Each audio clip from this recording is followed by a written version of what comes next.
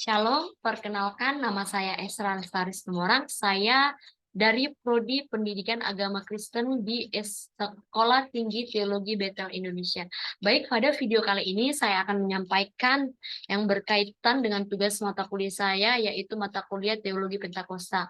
Saya mengambil judul yaitu pentingnya peran Roh Kudus bagi seorang guru PAK dalam mengajar generasi gereja.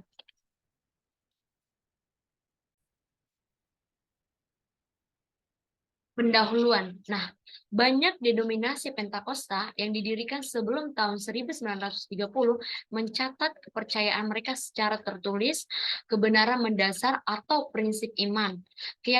Keyakinan ini biasanya diungkapkan dalam proporsi verbal yang didukung oleh kitab suci.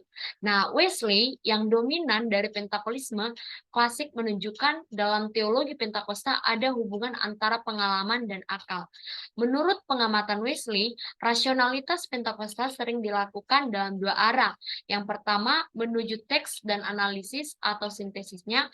Yang kedua adalah menuju pengalaman dan kesesuaiannya dengan doktrin yang diungkapkan secara verbal dari kitab suci. Nah, jadi teologi Pentakosta bukan hanya soal teks-teks doktrinal yang didiskonstruksi oleh penalaran verbal, tetapi juga masalah kehidupan Kristen yang praktis, yaitu melalui pengalaman. Nah, orang-orang Pentakosta awal percaya bahwa kata-kata dalam kitab suci menggabungkan berbagai kiasan linguistik termasuk metafora, analogi, dan perumpamaan. Namun, dalam pengertian filosofi, orang-orang ini adalah realis akal sehat, yang analoginya mengandung alam spiritual yang tidak terlihat dan tidak dapat diraba, yang mencakup surga, tempat Tuhan dan para malaikatnya tinggal, dan tidak dapat diraba, di mana kejahatan spiritual direncanakan dan dilakukan. Nah, hal ini menyebabkan realisme mendorong Pentakosta untuk mencari korelasi antara kenabian atau dispensasi skema dan peristiwa kontemporer yang bisa diterima secara rasional. Sebab pemimpin didominasi lebih menggunakan rasionalitas mereka dalam suatu organisasi daripada nilai teologis. Jadi, sejak tahun 1970-an, Pentakosta dengan keunggulan pendidikan tinggi mampu mengkonseptualisasikan kembali doktrin mereka dan memeriksa ulang praktik mereka, dan ini didorong oleh laki-laki dan perempuan yang bekerja di akademik, dan karena itu tunduk pada pemikiran rasional atau norma legal rasional lazim pada zaman itu. Landasan teologi Pentakosta. Aliran dan gerakan Pentakosta tidak bisa lepas dari sejarah besar kekristenan di dunia. Nah, gerakan Pentakosta ini sangat menekankan pada karunia-karunia Roh Kudus. Mengoptimalkan bahasa roh merupakan inti yang terpenting dalam gerakan aliran Pentakosta. Nah, ciri paling utama dari aliran Pentakosta yaitu menekankan peranan Roh Kudus secara menyeluruh dalam kehidupan sehari-hari. Roh Kudus menjadi sentral seluruh kegerakan gereja, Tuhan, dan juga kehidupan pribadi. Sebab sangat dipercaya bahwa Roh Kudus menjadi pribadi Allah yang berkarya dengan dimulainya pada zaman gereja mula-mula. Dengan turunnya Roh Kudus pada pertemuan Pentakosta di Kisah Para Rasul 2. Roh Kudus juga menjadi sentral pemahaman konsep teologi Pentakosta. Karena pemahaman teologi yang muncul dalam Perjanjian Lama adalah Allah Bapa yang bekerja. Sedangkan dalam Perjanjian Baru atau zaman gereja sekarang adalah Allah Roh Kudus yang bekerja.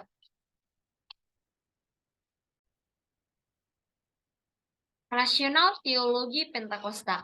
Banyak orang telah mengklaim bahwa aliran Pentakosta terus dikritik karena dianggap irasional. Menurut pandangan non-Pentakosta, prinsip teologi adalah prinsip yang melibatkan situasi yang mengacu pada data indera. Pernyataan iman melibatkan data indera sehingga rasional diberlakukan. Dan pernyataan yang bertentangan dengan data indera oleh fakta itu dianggap irasional. Penginjil Pentakosta telah mengklaim orang sakit telah disembuhkan ketika terang-terangan percaya bahwa iman sejati kepada Tuhan adalah firman-Nya melangkah keluar dari apa yang telah dikatakan, terlepas dari apa yang dilihat atau dirasakan secara alami. Nah, iman adalah mengabaikan setiap gejala atau bukti alami. Ini dikutip dari Osborne tahun 1951.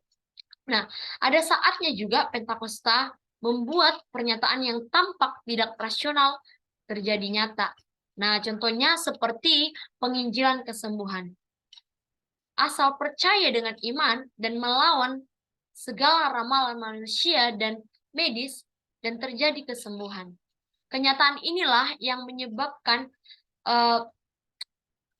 pernyataan iman ini terus-menerus membawa realita baru menjadi ada. Sayangnya, ada saatnya juga ketika pernyataan iman tidak membawa realita baru menjadi ada, sehingga terlihat seperti kebohongan atau delusi yang tidak rasional. Nah, kenyataan inilah yang menguatkan aliran non-Pentakosta memiliki kekuatan yang menganggap bahwa teologi Pentakosta tidak bisa diterima dengan akal budi.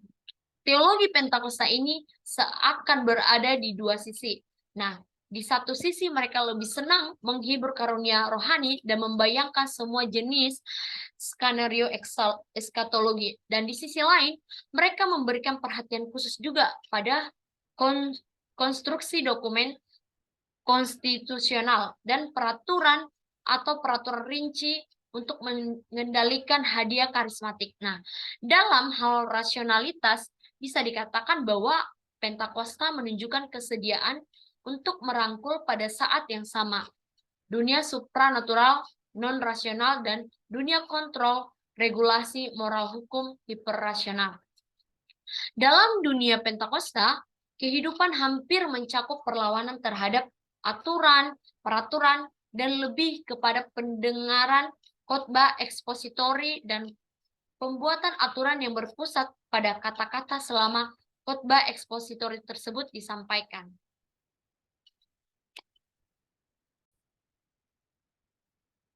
Sejarah penilaian rasionalitas Pentakosta. Nah, Pentakolisme muncul pada awal abad ke-20, kira-kira pada waktu yang sama dengan psikiatri. Berbicara dalam bahasa roh atau bahasa lidah diklasifikasikan dengan psikopatologi, karena orang-orang yang di luar Pentakosta tidak setuju atau tidak bisa menerima bahasa roh atau bahasa lidah tersebut secara rasional. Bahasa lidah dianggap sebagai bahasa yang semu. Nah, menurut pandangan teologi, bahasa lidah adalah alkitabiah karena tidak bisa disangkal. Sebab bahasa lidah tidak bisa dibatasi oleh ruang dan waktu atau bebas beroperasi. Bahasa lidah bisa terjadi atas tuntunan Roh Kudus sehingga harus ditafsirkan secara rasional. Dalam penilaian psikologi Pentakolisme dikatakan bahwa orang yang berbicara bahasa roh lebih stabil dan baik daripada orang yang tidak berbicara bahasa roh. Dalam Alkitab PB atau Perjanjian Baru juga mengatakan bahwa berbahasa roh adalah membangun diri sendiri. Itu terdapat dalam 1 Korintus 14 ayat yang keempat. Nah, selanjutnya kita akan masuk ke dalam peran pendidikan agama Kristen. Pendidikan iman Kristen atau PAK adalah salah satu kegiatan utama dalam pelayanan Yesus Kristus. Dan hal ini diteruskan kepada murid-muridnya sebagai perintah dalam amanat agung yang tertulis dalam Matius 28 ayat 19-20. Nah, Yesus Kristus tidaklah membentuk suatu agama baru dengan sistem pendidikan yang mendukungnya. Namun, gereja adalah hasil dari pendidikan itu. Jadi, pendidikan agama Kristen atau PAK adalah satu tugas utama gereja yang diberikan oleh Tuhan Yesus sendiri. Dalam sejarah pendidikan agama Kristen, ajaran Yesus mendapatkan 3 pengaruh utama yang diidentifikasi. Yang pertama itu adalah dari agama Yahudi yang menjadi dasar agama Kristen. Dan yang kedua itu kebudayaan Yunani dengan digunakannya bahasa Yunani Koine. sebagai bahasa dalam penulisan kitab-kitab Perjanjian Baru. Dan yang ketiga itu adalah dari bangsa Romawi yang membentuk tatanan ketertiban umum juga dengan penegakan hak sipil yang berlaku pada masa itu. Pak tidak hanya diajarkan di ruang lingkup sekolah saja, namun juga bisa di rumah dan bisa juga di gereja. Nah, kita tahu bahwa gereja mula-mula setelah peristiwa turunnya Roh Kudus mengalami suatu terobosan yang luar biasa. Kegerakan dalam karunia Roh Kudus membawa terobosan yang sangat luar biasa dan membawa kegerakan yang hebat dalam konsep teologi Pentakosta.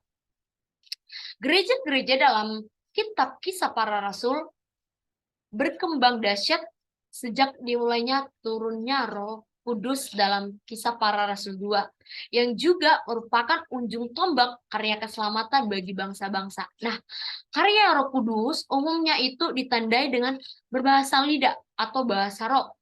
Namun, kita lihat hari-hari ini banyak sekali gereja yang tidak percaya akan adanya bahasa roh. Banyak gereja yang tidak memberikan diri untuk menerima karya Roh Kudus untuk bekerja dengan bebas di dalam gereja, bahkan di dalam kehidupan manusia tersendiri. Nah, ada banyak generasi gereja sekarang ini yang tidak percaya akan bahasa lidah atau bahasa roh. Hari-hari ini kita melihat yang menjadi permasalahan dalam topik yang akan saya bahas ini, yaitu di mana zaman sekarang banyak sekali generasi gereja yang mulai kehilangan spirit Pentakosta gereja mula-mula.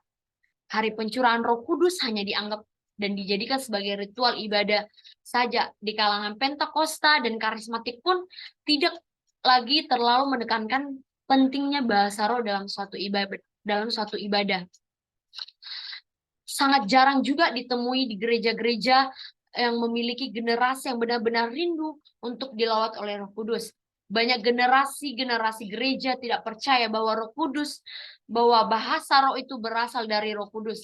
Karena esensi dari bahasa roh tidak diutamakan lagi dalam gereja. Nah, oleh sebab itu, maka diperlukan untuk membangkitkan kembali spirit Pentakosta zaman sekarang. Dalam suatu gereja bertanggung jawab untuk melayani generasi gereja mulai dari anak-anak, remaja, bahkan sampai kepada pemuda. Gereja mempunyai tugas dan tanggung jawab yang besar, yaitu mengajarkan betapa pentingnya bahasa roh dan Roh Kudus yang selama ini dianggap semu dan tidak rasional. Sekarang kita masuk ke dalam pembahasan yang lebih lagi, yaitu pentingnya peran guru pak dalam gereja. Nah, tugas utama seorang guru dalam konteks pendidikan Kristen atau dalam konteks gereja membantu para siswa atau generasi-generasi gereja untuk belajar mengenal Allah di dalam Yesus Kristus, yaitu melalui firman-Nya. Mereka dapat bertumbuh dan menjadi serupa dengan Kristus dalam kehidupan sehari-hari.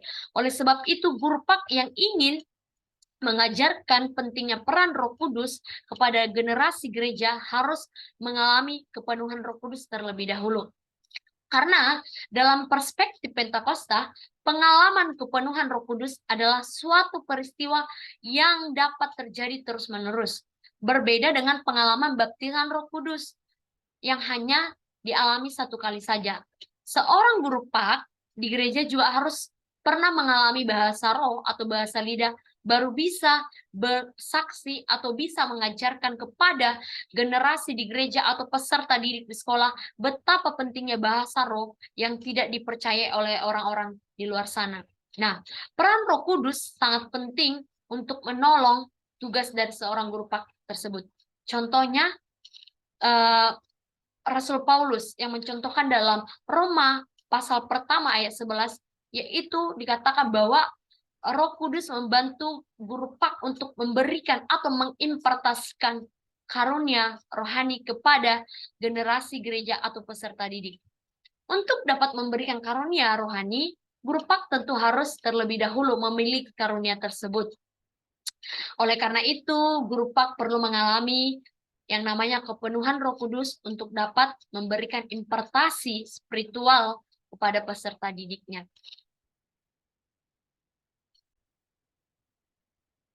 Peranan Roh Kudus sebagai pengajar. Nah, dengan mengalami kepenuhan Roh Kudus tersebut, guru pak bukan hanya dimungkinkan untuk mendapat mengimpartasikan karunia-karunia rohani saja, tapi juga dapat mengalami peran Roh Kudus sebagai seorang pengajar.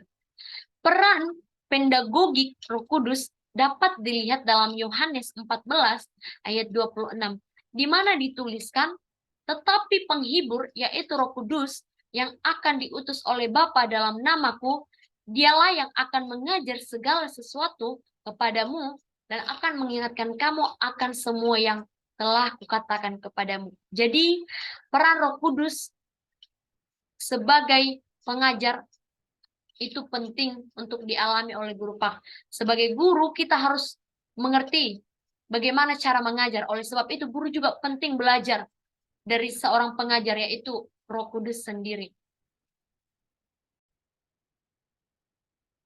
Kesimpulan dari pembahasan yang saya bahas kali ini, yaitu menjadi seorang guru pak, baik di sekolah maupun di gereja, harus menerima Roh Kudus terlebih dahulu. Artinya harus memiliki iman, walaupun tidak kelihatan, tapi percaya. Seperti yang saya bahas di awal, bahwa penyakit itu bisa sembuh asal kita percaya. Nah, seperti itu juga guru pak harus memiliki iman terlebih dahulu, baru bisa mengajarkan atau mengimpartasikan kuasa Roh Kudus yang ada dalam hidupnya kepada setiap generasi gereja atau setiap orang-orang yang dijumpai atau ditemui atau setiap orang-orang yang diajar. Nah, seorang guru pak harus percaya bahwa bahasa roh atau bahasa lidah itu bisa diterima secara rasional atau secara akal. Nah, guru pak juga harus memiliki iman yang besar dahulu, baru bisa menyelamatkan dan mengajar generasi gereja tentang Roh Kudus kepada jemaat Tuhan di gereja. Sekian dari presentasi saya.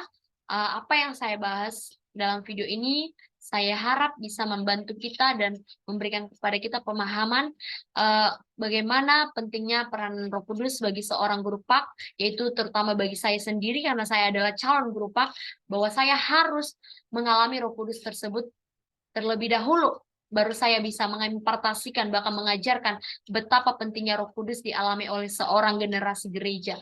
Nah, demikian video kali ini. Saya Esra Lestari pamit undur. Terima kasih, Tuhan Yesus memberkati.